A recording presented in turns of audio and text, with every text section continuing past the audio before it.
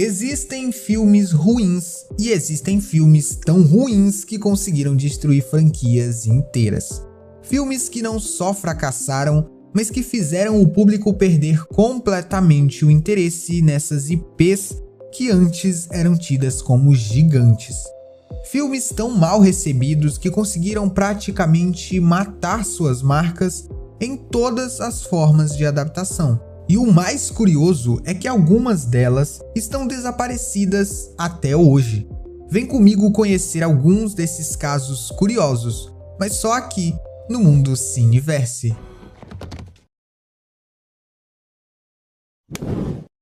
Lançado em 2006 pela Sony Animation, O Bicho Vai Pegar foi uma febre no seu ano de lançamento. Mesmo diante de filmes como Carros, Happy Feet e A Casa Monstro, O Bicho Vai Pegar foi um grande sucesso para a Sony, já que ele se tratava do primeiro filme animado lançado pelo estúdio. Apesar de não ter sido tão bem recebido pela crítica e até pelo público, a animação conseguiu conquistar e cativar as pessoas com uma trama bem interessante e com personagens bastante carismáticos e com personalidade. Você se acha o valentão, não é? Sabe o que eu acho? Acho que você ainda é o ursinho da mamãe. No entanto, a Sony decidiu investir em ideias novas para o cinema e acabou liberando uma verba bem menor para a sequência do filme.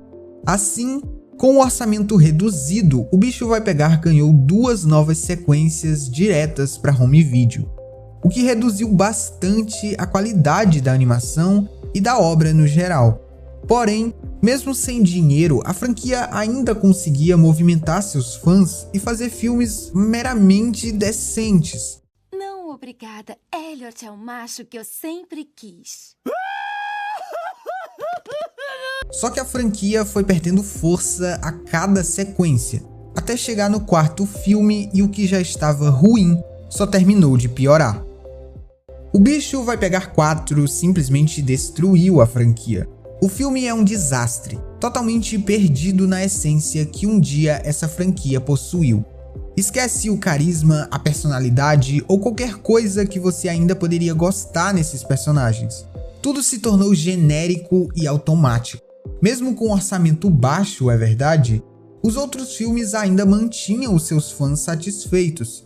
Porém, o 4º filme foi tão desastroso que ele caiu no esquecimento. E isso é assustador quando você percebe que estamos falando de uma franquia que já foi relativamente popular. O filme trouxe o que eu acho de pior para uma obra, que é a irrelevância. E isso foi o suficiente para matar a franquia. O filme praticamente não teve relevância nenhuma.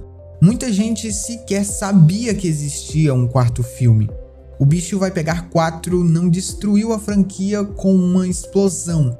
Ele matou ela silenciosamente. A franquia foi sendo abandonada lentamente, até desaparecer completamente da cultura pop.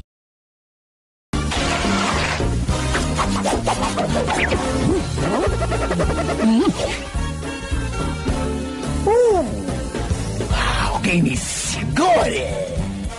Lançado em 1994, O Máscara rapidamente se tornou um ícone da cultura pop.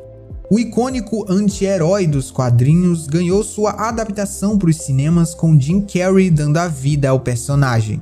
O Máscara foi uma grande surpresa ao conquistar o público e a crítica. O filme também foi muito bem nas bilheterias, arrecadando cerca de 350 milhões de dólares. O filme do anti-herói conquistou as pessoas com excelentes piadas, uma trama divertida e personagens carismáticos. Apesar dos efeitos visuais serem bem mais ou menos, já que o orçamento é baixíssimo, o longa ainda assim consegue se sair bem até hoje. Esse sucesso refletiu também na TV, que encomendou uma série animada baseada no filme. E também um jogo de Super Nintendo que era muito divertido e difícil por sinal. A New Line Cinema faturou bastante com o personagem e queria uma sequência, No entanto, o Jim Carrey não gostava da ideia de voltar a interpretar o personagem e decidiu não voltar para uma sequência. Mas isso não matou uma ideia de sequência, apenas adiou. Isso porque em 2005 foi lançado O Filho do Máscara. O filme simplesmente joga a essência do original no lixo. É nítido que não existia uma história que justificasse uma sequência de O Máscara, e por isso Jim Carrey e o elenco não quiseram voltar. O Filho do Máscara é uma aberração da natureza. O filme é totalmente caótico e não em um bom sentido. Ele não entendeu absolutamente nada do que fazia o original funcionar. O humor virou algo extremamente infantilizado. Os efeitos envelheceram muito mal, tipo, muito mal mesmo. Hello, my baby. Hello, my honey. Hello, my ragtime gal.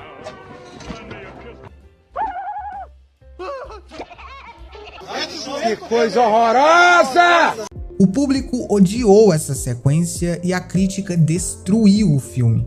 O Filho do Máscara foi um desastre comercial e deu um prejuízo gigantesco para o estúdio.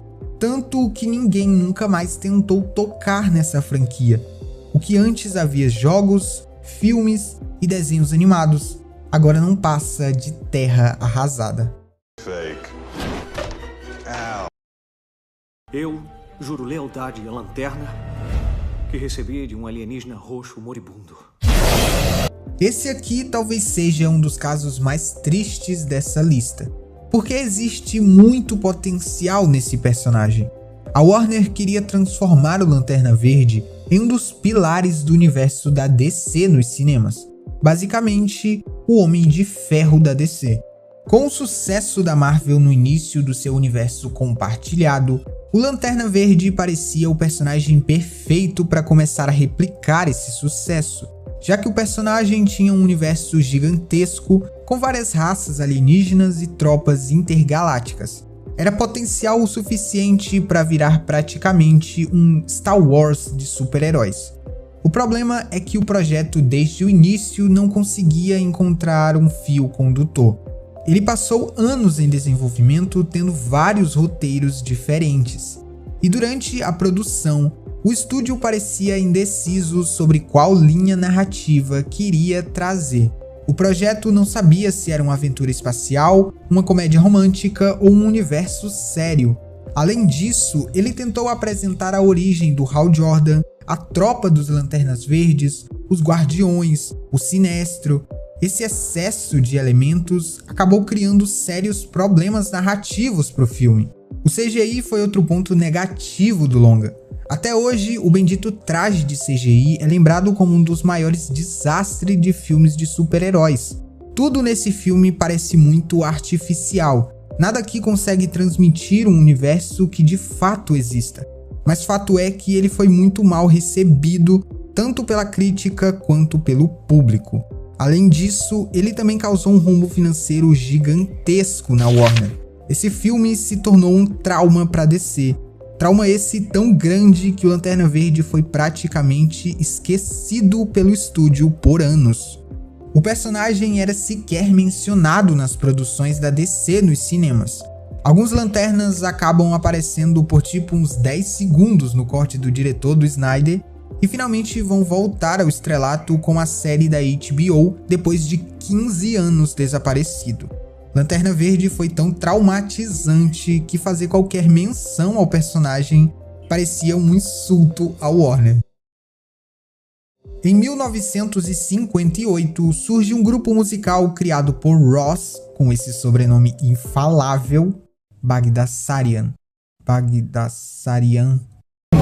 Klein, que nem da... Salles. Klein.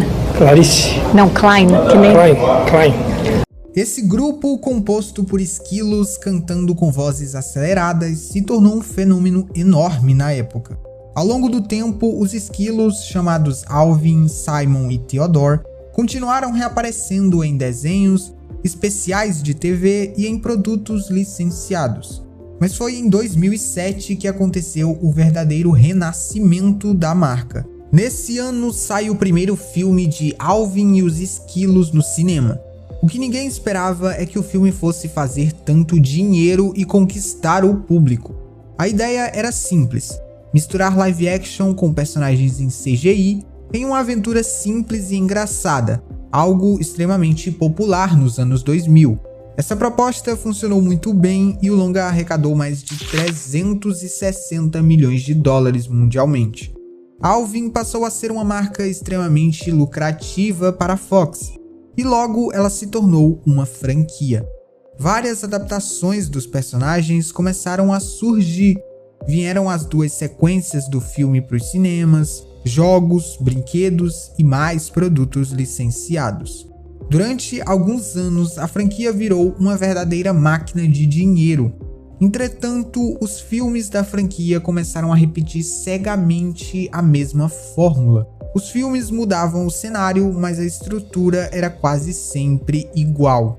O público começou a crescer e a cansar dessa estrutura, e a franquia não conseguiu se reinventar. Assim, em 2015 surge o 4º filme da franquia, intitulado Alvin e os Esquilos na Estrada. Um filme claramente feito no piloto automático. A fórmula da franquia já se mostrava desgastada, ela já não trazia nada de novo ou piadas novas para renovar o público-alvo. E isso ficou evidente já que o filme fez a menor bilheteria da franquia. Certo que ele não deu prejuízo, mas ele já havia perdido o impacto. A sensação que restava é que a franquia tinha chegado ao limite, e isso foi se tornando evidente devido ao desaparecimento dela ao longo dos anos. Não teve continuação, não teve reboot, não teve tentativa de reviver a marca. A franquia praticamente evaporou da cultura pop, foi uma morte silenciosa causada por puro desgaste.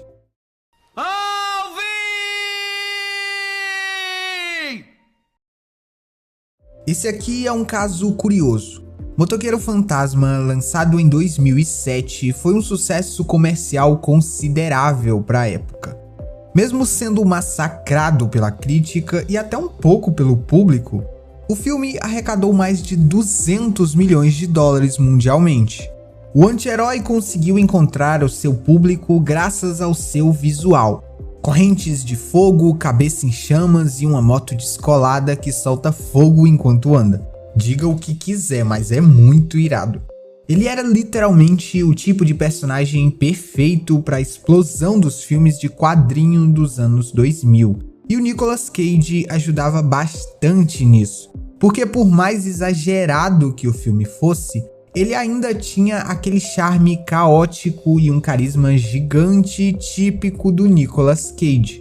O sucesso do filme também se espalhou e ele acabou ganhando adaptações para outras mídias, como é o caso do icônico jogo de PS2. Que hack and slash maravilhoso. Esse poderia ganhar um remake, né, dona Sony? Esse sucesso foi o suficiente para a Sony acreditar que tinha encontrado uma nova franquia de super-herói. E com isso, a continuação era vista com bons olhos pelo estúdio. Mas ao invés de tentar corrigir os problemas do primeiro filme, a sequência resolveu abraçar completamente a loucura. O novo filme tentou ser mais sombrio, mais agressivo e mais violento. Ele pegou tudo que funcionou e tudo que não funcionou do anterior e fez da maneira mais exagerada possível. Até mesmo o Nicolas Cage, que era a melhor coisa do primeiro filme, se tornou cansativo. Ele basicamente enlouqueceu junto com o filme. Se ele já não havia agradado antes, agora ele conseguiu desagradar geral. O filme se tornou ainda mais confuso, mais estranho e mais bagunçado. Eu curti o primeiro filme com ressalvas, mas a sequência é caótica demais, até pra mim. Parecia que ninguém sabia exatamente qual o tom que o filme queria ter. Tava todo mundo perdido nesse projeto. E não deu outra. Apesar de não ser um grande fracasso de bilheteria, ele acabou arrecadando abaixo do primeiro filme e não conseguiu empolgar a galera. Depois disso, a Sony praticamente desistiu do personagem nos cinemas e o Motoqueiro Fantasma sumiu completamente do mapa. Alguns projetos surgem do nada e se tornam bastante relevantes para a cultura pop. Mas até mesmo essa relevância pode desaparecer se não bem cuidada, mesmo sendo responsáveis por decretar a morte ou um longo hiato nas suas respectivas franquias. Todos esses filmes fracassaram de formas diferentes, seja pelo desgaste, potencial desperdiçado, pela ganância ou por não conseguir entender a essência do original. Essas franquias marcaram uma geração e se consolidaram, mas alguns filmes não souberam como lidar com isso, e dessa forma acabaram matando suas próprias franquias. Se você gostou do vídeo, não esquece de deixar o seu like e se inscrever no canal. E não esquece de comentar se você gosta de algum desses filmes ou se conhece outros filmes que mataram as suas franquias. Eu vou indo nessa, mas a gente se vê na próxima. Valeu!